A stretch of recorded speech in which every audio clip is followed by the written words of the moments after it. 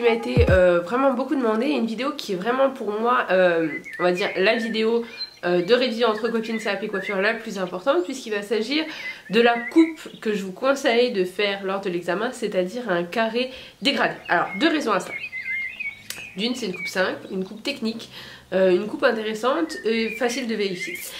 Après, vous faites comme vous voulez, moi c'est mon conseil personnel. Ensuite, au-delà de ça, elle est intéressante à faire à votre modèle. Si vous gardez la même coupe, en fait vous n'êtes pas obligé de faire une coupe transformation, hein, vous pouvez refaire la même coupe plus courte, hein, pardon, je suis malade, mais du coup voilà. Et elle est intéressante parce qu'aussi elle va faire des sections de zone de cheveux droite qui va être intéressante, et vous le verrez dans la deuxième partie de la vidéo, notamment pour l'enroulage. Alors soit pour l'enroulage de la permanente, soit pour l'enroulage d'une mise en pli, et du coup c'est pour ça que je vous conseille vraiment cette coupe. En tout cas on va la réaliser ensemble. Alors je vais essayer de vous donner un maximum de conseils, mais je vous conseille toujours d'aller voir dans les anciennes vidéos règles, parce que voilà, il y a toujours des bons conseils à glaner dans toutes les vidéos. Malheureusement c'est vrai que je vais pas tout le temps répéter exactement les mêmes choses, et qu'il y a des trucs qui au bout d'un moment en fait voilà, je l'ai dit une fois donc pour moi c'est acquis. Alors c'est vrai que j'essaie de redire des choses, mais il y a vraiment des vidéos que je vous conseille vraiment de revoir, notamment celle où je réexplique les détails des preuves, parce que dans celle-là il y a vraiment beaucoup de conseils. J'essaierai de vous la mettre en lien, et voilà, donc on passe tout de suite avec l'épreuve, on va dire, hein. Alors, donc là on vient de sortir son sujet du bac, donc là c'est dans le cadre où vous faites donc vous arrivez à la coupe, donc votre mannequin a les cheveux mouillés, donc vous revenez du bac, donc vous avez déjà réalisé une partie de l'épreuve. Alors on installe tout son matériel pour la coupe, et on va venir séparer ces 4 zones. Alors, ce qu'on va venir faire, c'est tout d'abord, c'est démêler les cheveux. Alors bien évidemment à ce moment-là vous avez déjà fait la partie technique, donc soit la couleur soit la permanente. On revient du shampoing et on passe donc à la coupe, et on sort que ce matériel de coupe, on sort pas le matériel de brushing. Donc voilà, je vous ai mis un petit détail, après c'est pas exhaustif la liste, hein. Vérifiez quand même qu'il y a un peu tout, et donc je vais venir faire mes 4 zones. Alors les 4 zones c'est donc entre les deux yeux jusqu'aux oreilles, enfin vous le voyez sur la vidéo, c'est assez simple à voir. Donc démêler votre chevelure avant, c'est vraiment important. Donc là votre mannequin il a son peignoir de coupe et une serviette. Il y a 2 écoles, ceux qui la laissent, ceux qui l'enlèvent. Moi je sais que je la laisse. Donc la serviette, et par dessus le mille-coupe. Donc pensez vraiment à laisser le mille-coupe, et puis ça va sûrement vous aider. Voilà, donc pensez à l'enlever une fois que vous avez fini de couper et que vous passez au brushing. Selon moi c'est pas vraiment dramatique s'il reste, mais voilà, on m'avait beaucoup parlé de ça, en tout cas les professeurs, en disant que voilà il fallait l'enlever, donc je vous conseille vraiment de l'enlever. Alors moi j'ai 2 sortes de pinces que je vais vous présenter dans cette vidéo, les rouges et les noirs. Alors, les noirs c'est les classiques que tout le monde a, et les rouges je me les suis procurés à la boutique du coiffeur. Ils sont vraiment pas mal parce que regardez, ils permettent de prendre le voile de coupe, et en fait c'est spécial selon moi, en fait la barre s'ouvre pour pouvoir prendre tous les cheveux. Alors pour le premier voile de coupe, là on va voir, en fait c'était mon voile de coupe d'un carré plongeant, donc on va venir plaquer avec son doigt la première mèche, et on va venir couper à la longueur désirée. Alors vous savez que vous devez couper un certain nombre de centimètres. Je vous rappelle d'aller voir les autres vidéos révision entre copines pour voir ce qu'il en est, et on va venir couper. Alors de faire ça, ça va permettre de ne pas projeter la mèche, et donc d'éviter en fait qu'il y ait un dégradé. Donc on va couper assez court. Donc moi à la fin je finis par prendre dans les doigts, parce qu'en fin de compte c'est vraiment pas du tout pratique sur un mannequin en plastique, mais sur une nuque classique ça passe, il n'y a vraiment pas de souci. Et si vraiment ça vous inquiète trop de faire cette technique, bon bah voilà, faites-le avec le doigt, mais voilà, évitez, collez-vous au maximum à la nuque, c'est vraiment pour éviter qu'il y ait l'épaisseur du doigt qui va venir gêner, on va dire. Ce premier voile de coupe, on va le faire beaucoup plus court, parce que ça va éviter, lorsqu'on fera son brushing et qu'on ait les autres voiles de coupe en fait qui vont s'imbriquer dedans, sinon il va dépasser. Donc en général on laisse vraiment 1 cm de décalage avec ce voile de coupe. Donc voilà, en fait on va faire des sections parallèles au sol et des sections de doigts parallèles au sol. Donc vous effectuez vos vérifications aussi souvent que vous l'estimez nécessaire. Maintenant on va commencer à travailler les zones, tout simplement.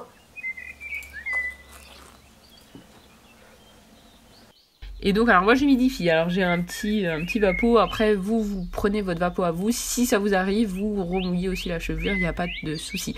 Moi sachant que c'est des cheveux naturels, mais voilà, ils sèchent très vite, et puis surtout que je fais des pauses pour bien vérifier si la caméra filme, si c'est le bon angle, si c'est pas flou, donc c'est vraiment très compliqué. Donc ce que je vous disais, là on coupe un peu plus loin, et c'est ce voile de coupe là qu'on gardera pour le reste. Donc les doigts parallèles au sol, sans projeter, donc bien collés au niveau de la nuque. Et au-delà de ça, le cheveu dans le tombant naturel. Ça veut dire qu'on va pas le forcer à la droite ou à la gauche, notamment quand il y a les épis plus en haut au niveau du plateau. Mais voilà, donc dans le tombant naturel, donc des sections parallèles, les doigts parallèles, et on coupe en suivant le voile de coupe. Alors là, moi j'ai des soucis, c'est qu'avec les trépieds de la caméra, des lampes et tout, j'ai du mal à me positionner. En plus, j'ai pas de chaise roulante, j'ai un tabouret, donc c'est vraiment pas évident de travailler en face, mais travaillez toujours en face de votre modèle de coupe. Donc je vous conseille vraiment d'avoir un petit tabouret à roulette, empruntez-le là où vous avez fait vos stages, franchement il vous prête, il n'y a pas de souci, mais à mon sens c'est vraiment un luxe qu'il faut s'offrir pour l'examen, et en général c'est vrai qu'on travaille vraiment comme ça, donc pour moi c'est essentiel de s'entraîner comme ça aussi. Donc on continue tous les vols de coupe de façon très simple, voilà, faut être méthodique, donc côté gauche, côté droit, et on remonte comme ça jusqu'au vertex, donc voilà. Donc franchement ça c'est vraiment l'étape la plus simple, on va dire, du carré. Mais enfin moi j'ai pas trop de problème avec la coupe, je préfère la coupe au reste, hein. Les brushings ça m'intéresse pas trop ça, le coiffage je déteste, mais voilà la coupe voilà, j'ai un bon coup de ciseaux, voilà, il faut être régulier, il faut voilà. Mais tout ça en fait ça vient avec l'apprentissage, notamment le maintien du peigne, du ciseau, de tous ces matériels au niveau des doigts, ne pas poser son ciseau, ne pas poser son peigne pendant toute la coupe, ça c'est des techniques qu'on a que quand on coupe, donc c'est pour ça que c'est primordial de s'entraîner et de travailler un maximum. Moi au départ je me suis entraînée longtemps sur mon lit pour arriver à faire le mouvement du ciseau, d'ailleurs même le maintien du ciseau c'est pas évident pour tout le monde, et du coup voilà, c'est vraiment la pratique qui va vous aider à faire ça. Donc on coupe toujours que sur les deux premières phalanges du doigt, on continue pas plus loin parce que déjà d'une c'est pas fiable en fait, vous allez le voir hein, si vous le faites, que les mèches qui sont coupées plus loin en fait sont pas droites, et au-delà de ça vous risquez de vous couper, et ça c'est toujours très très mauvais signe lors des examens. D'ailleurs je vous conseille d'avoir des pansements avec vous, et on fait ces vérifications. Donc on passe aux zones temporales, on va réaliser de la même manière. Les zones temporales, les seules choses qu'il faut faire attention c'est au niveau de l'oreille, hein, vous avez un bombé naturel, donc c'est pour ça qu'il faut pas tirer les cheveux, il faut vraiment respecter le tombant naturel. Et au-delà de ça, les épaules. Bon là j'ai coupé tellement court que finalement ça m'aurait pas gêné même si mon mannequin avait des épaules.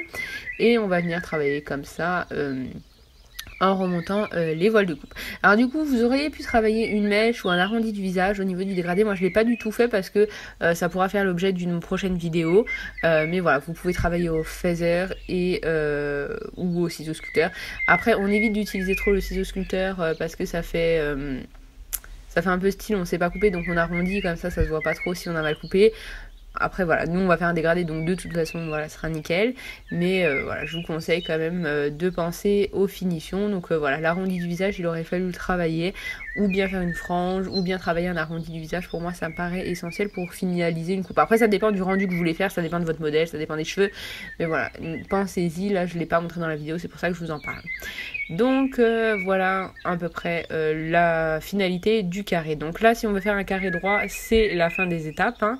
Et nous on va faire un carré dégradé, donc on va continuer avec l'étape du dégradé. Donc on fait les vérifications notamment sur le devant, et s'il faut rajuster on rajuste, il n'y a pas de souci.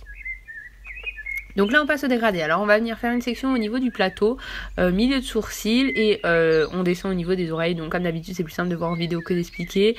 Vous faites vos séparations proprement. Voilà. Une fois qu'on a fait nos séparations ici, il y en a deux derrière qui continuent dans la jonction.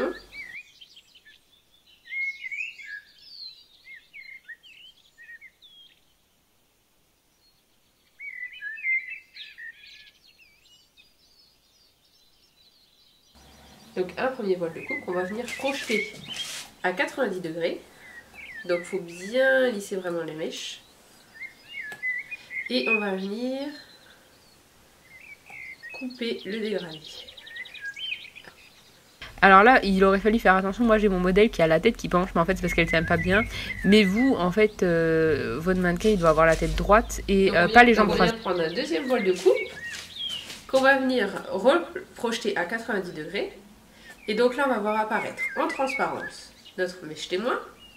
Et ici, donc, la mèche suivante. Alors, vous m'excuserez, j'ai une tête un peu folle. Et donc, on vient de nouveau couper. Et on va procéder de la même manière pour tout le plateau, donc des voiles de coupe comme ça. Et ainsi de suite. Donc on va venir à chaque fois reprendre une partie du voile de coupe précédent qui nous sert de mèche témoin et un peu de la mèche suivante à couper. Et on fait ça pour tout le plateau.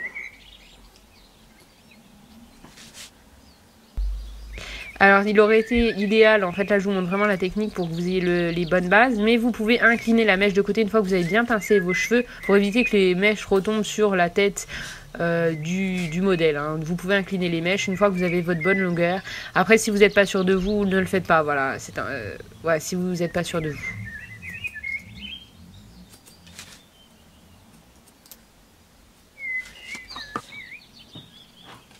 Pour la zone arrière, on va travailler de la même manière, sauf qu'on va travailler perpendiculairement et les doigts vont former en fait un arc de cercle qui suit en fait le crâne, donc ce sera toujours parallèle au crâne, mais on travaille toujours de la même manière. Donc on reprend toujours un petit peu du voile de coupe précédent, hein. C'est toujours la même technique.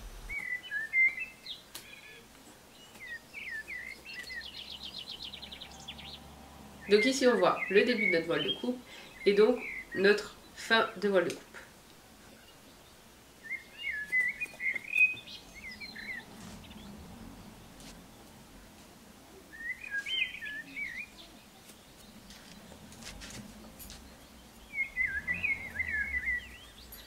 Et alors, on va venir maintenant faire les zones temporales.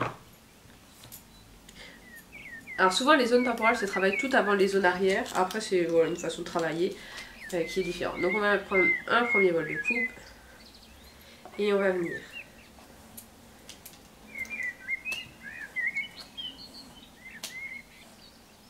soulever à 90 degrés.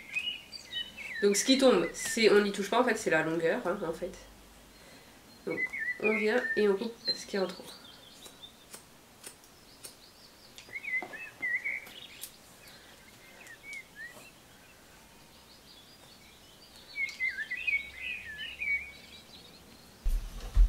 Et donc là j'ai l'air un peu désordonnée parce que j'aurais dû faire la deuxième zone temporale en fait avant de passer à l'arrière. Donc voilà, ça c'est une erreur de ma part. Voilà. Et donc les deux autres zones de côté en fait c'est la même chose, on projette à 90 degrés, donc vertical et on coupe.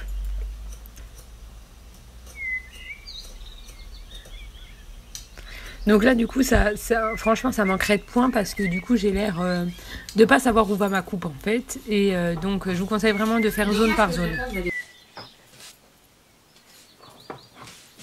Et donc là ce que je vais faire, vous allez voir en fait, c'est quand on prend un quartier d'orange là au niveau des temporales et qu'on va venir projeter, vous allez voir ça va apparaître, on va voir comme ça un triangle.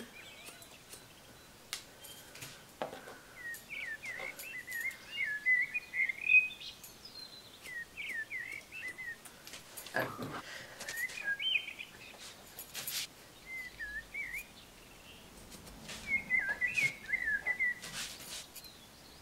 Donc ici on a le bon exemple hein, de ce que j'essaye de vous montrer, c'est que quand je projette ici, on voit l'apparition en fait d'un triangle de cheveux qu'on va venir couper en fait. Vous allez avoir au niveau du haut la bonne longueur, au bas la bonne longueur et donc on va venir raccourcir ce qui va arrondir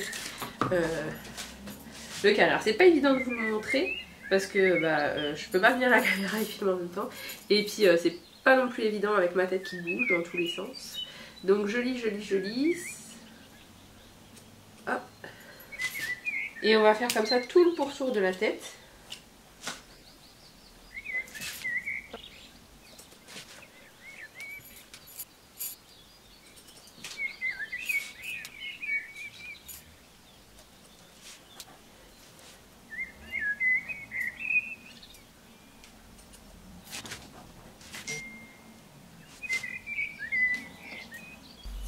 Donc là vous voyez que j'ai l'air un peu désordonnée, donc il aurait fallu faire cette partie là avant.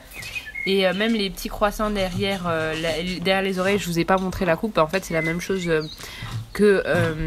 Donc évitez de taper sur votre mannequin comme ça, même le jour de l'épreuve si vous êtes énervé. Vous risquez de perdre beaucoup de poids. Donc voilà, c'est vraiment pas évident de couper sur les têtes malléables. Surtout qu'elles ont les cheveux qui s'en mêlent très vite. Donc du coup cette zone là il aurait fallu la couper bien avant. Voilà, et c'est vraiment idéal pour enrouler, hein. Vous allez voir après si vous êtes à la permanente, je vous conseille de faire cette coupe à votre modèle avant d'arriver parce que regardez, si vous enroulez en 9 zones ou moi je sais que j'enroule en 9 zones, on arrive et franchement les sections sont nickel parce que pour couper vous arrivez, vous enroulez votre bigoudi. Donc c'était tout pour la partie coupe. Du coup je ne fais pas de brushing parce qu'en fait je vais vous montrer l'enroulage d'une mise en pli. Faudrait que je vous fasse aussi l'enroulage d'une permanente à l'occasion. Voilà, j'espère que cette vidéo elle vous aura plu, qu'elle vous aura aidé et que vous y trouverez certaines réponses. Alors je vous prie de croire que c'est vraiment pas simple de vous montrer tout ça. Pourquoi? Parce que vous avez vu ma tête bouge malgré que mon truc est serré à mort. Elle se soulève des fois aussi, elle a les cheveux qui sèchent tellement vite que j'ai même pas le temps de couper et en fait j'ai des positions qui sont pas adaptées parce que je devrais en fait soit être assise, soit mon mannequin devrait être plus haut plus bas selon des coupes, donc en fait je suis un peu tordue quand je coupe et en fait aussi avec le trépied de la caméra c'est pas simple de cadrer, de regarder en même temps si on voit ce que je fais ou pas, donc je vous prie de croire que c'est vraiment pas simple. J'aimerais vraiment vous faire des vidéos vraiment haut de gamme pour ces explications, mais je pense quand même que là pour cette vidéo on aura vu quand même l'essentiel, le plus important et j'aurai bien détaillé dans le texte. Du coup j'espère que ça vous aura vraiment aidé. Je vous retrouve bientôt pour une prochaine chronique. Allez, ciao ciao.